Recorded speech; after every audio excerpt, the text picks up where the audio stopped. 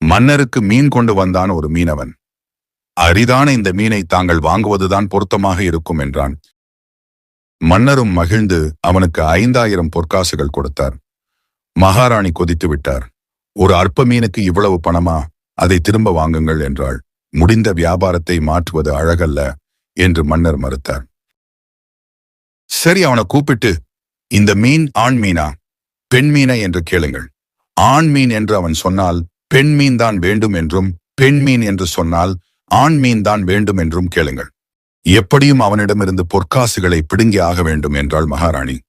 மீனவன் திருப்பி அழைக்கப்பட்டான். கேள்வி கணையை மகாராணி தொடுத்தாள். அவன் உஷாராக பதில் சொன்னான். இது ஆணுமில்லை பெண்ணுமில்லை, இரண்டின் குணங்களையும் கொண்ட அதிசய மீன். அதனால்தான் அதை மன்னருக்கு கொண்டு வந்தேன் என்றான்.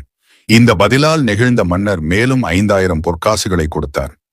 அதிலிருந்து ஒரு காசு தரையில் விழுந்து ஓடியது. மீனவன் அதை தேடி எடுத்தான்.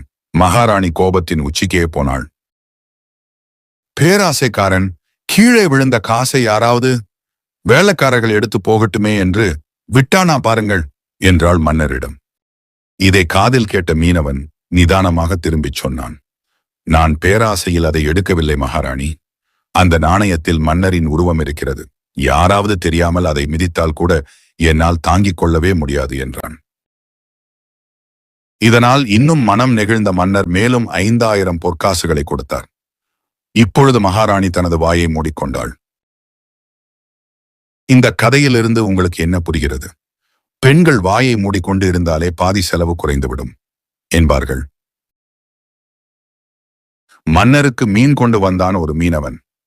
அரிதான இந்த மீனை தாங்கள் வாங்குவதுதான் பொருத்தமாக இருக்கும் என்றான். மன்னரும் மகிழ்ந்து அவனுக்கு 5000 பொற்காசுகள் கொடுத்தார். மகாராணி கொதித்து விட்டார்.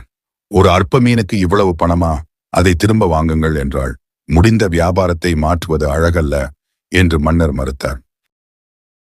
சரி, அவனை கூப்பிட்டு, இந்த மீன் ஆண் மீனா பெண் மீனா என்று கேளுங்கள். ஆண் மீன் என்று அவன் சொன்னால் பெண் மீன் தான் வேண்டும் என்றும், பெண் மீன் என்று சொன்னால் ஆண் மீன் தான் வேண்டும் என்றும் கேளுங்கள். எப்படியும் அவனிடமிருந்து பொற்காசுகளை பிடுங்கி ஆக வேண்டும் என்றாள் மகாராணி. மீனவன் திருப்பி அழைக்கப்பட்டான். கேள்வி கணையை மகாராணி தொடுத்தாள். அவன் உஷாராக பதில் சொன்னான். இது ஆணுமில்லை பெண்ணுமில்லை, இரண்டின் குணங்களையும் கொண்ட அதிசய மீன்.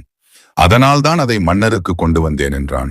இந்த பதிலால் நெகிழ்ந்த மன்னர் மேலும் 5000 பொற்காசுகளை கொடுத்தார். அதிலிருந்து ஒரு காசு தரையில் விழுந்து ஓடியது. மீனவன் அதை தேடி எடுத்தான். மகாராணி கோபத்தின் உச்சிக்கே போனாள். பேராசைக்காரன், கீழே விழுந்த காசை யாராவது